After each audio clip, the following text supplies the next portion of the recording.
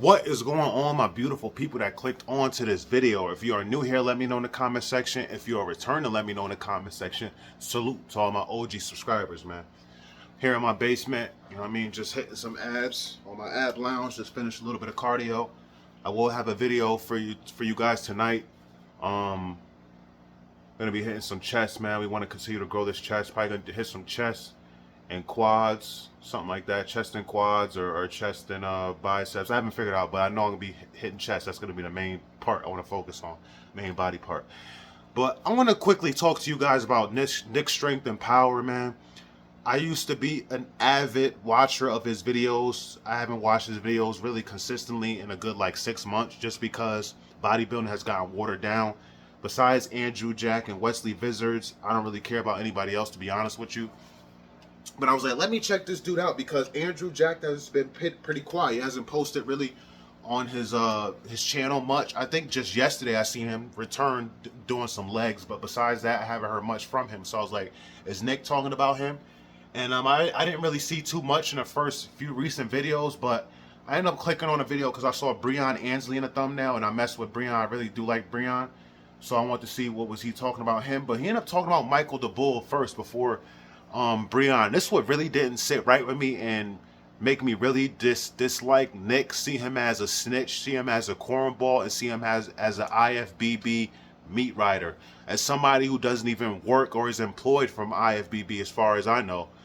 This was real corny, man. So I guess Michael the Bull recently was on stage trying to qualify for the Olympia, and he came in 3rd place. He didn't crack the top 2, and he was upset. His reaction was to pretty much cuss out the judges and stuff like that, or just pretty much tell the judges about themselves, that he wasn't happy. And he apologized, you know, after the fact. I would say the next day, I believe it was, or maybe hours later, I'm not sure, but he apologized. And Nick was talking about his apology.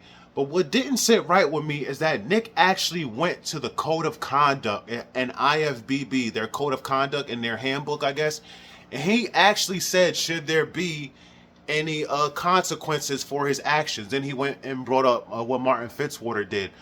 And that's what didn't sit right with me, because it's like, dude, you know they watch your channel. You are one of the biggest, if not the biggest, YouTube channel that is centered around bodybuilding. They definitely, like, this dude has interviewed some of the best bodybuilders. You know what I'm saying? So I know for a fact they watch his channel. Why would you even bring that up? Why would you do that to Michael the Bull? Like, if I was Michael the Bull, I would message you and tell you, dude, if you don't take that video down, I will punch you in your mouth when I see you. And this is not a threat. This is a promise. Like, for real, for real. You know what I'm saying? Michael the Bull has been competing for years. He has a great physique, has made some good accomplishments. And for all the work he has put in this year, with him being, I think he was sick for a while. I don't know what was going on with him, but he pushed himself, you know, to try to qualify for this Olympia. And I understand his anger. And there were people in the comments that said, you need to learn how to control yourself. I get it, but these dudes are on gear. Their emotions, yeah, they have high testosterone, but I don't think it's talked about enough that gear does this. It makes your emotions go up and down like a female. You know what I'm saying? Like a female. It's not talked about enough. And I think people focus too much on the testosterone part of the muscles and the size and everything like that, but there is definitely something in steroids that is raising the estrogen.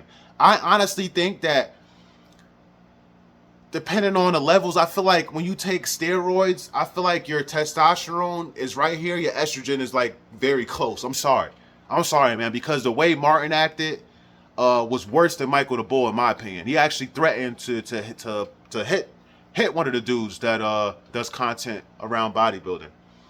So yeah, man, I get why Michael the Bull felt the way he felt.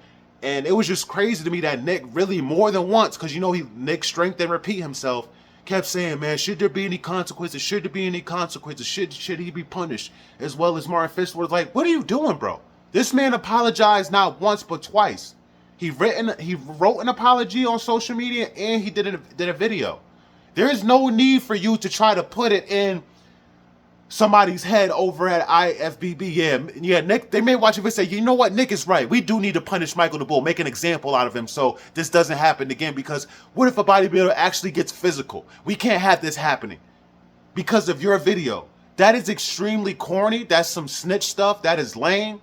If you watch this video and you hear what I'm saying and you still mess with him after this, something is wrong with you, and you are lame as well. You are what's wrong with bodybuilding and what's wrong with men nowadays, for real, for real. The second thing I want to talk about that didn't sit right with me before I end this video is I checked out another video. There's an up-and-coming bodybuilder. I believe he said he was 22 years old. Maybe he said his name was Matt or Matthew. I don't care how good his physique is. He said the dude was 22 years old. This dude looked almost 40. We already know what gear does to the body. We already know what it does to your face, man. We remember the videos and the footage, the photos of Larry Wheels before and after gear, man. Well, before gear and on gear, now how he looks now. Like, Nick is encouraging this crap. Oh, he looks so great. He looked like he has potential. Let's see how far he could go. No, you should be saying, man, 22 years old is 22 is too young for you to be on gear and trying to bodybuild professionally. He needs to get off gear and continue to work on his physique naturally, at least until he's 30.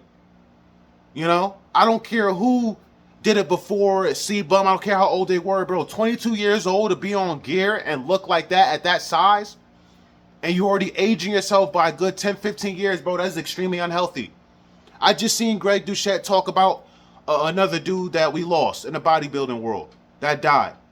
Obviously from, you know, mixing gear with dehydration and stuff like that. There is nothing healthy about bodybuilding. I get it. There's going to be bodybuilding fans regardless. But as far as the youth goes, we need to keep men under the age of 30 away from gear, away from bodybuilding professionally where you have to jump on gear. For real, for real.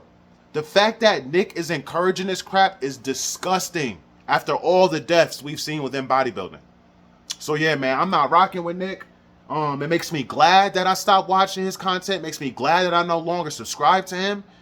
And man, if anybody's still subscribed to him after this nonsense he's been putting out, shame on you. For real, man.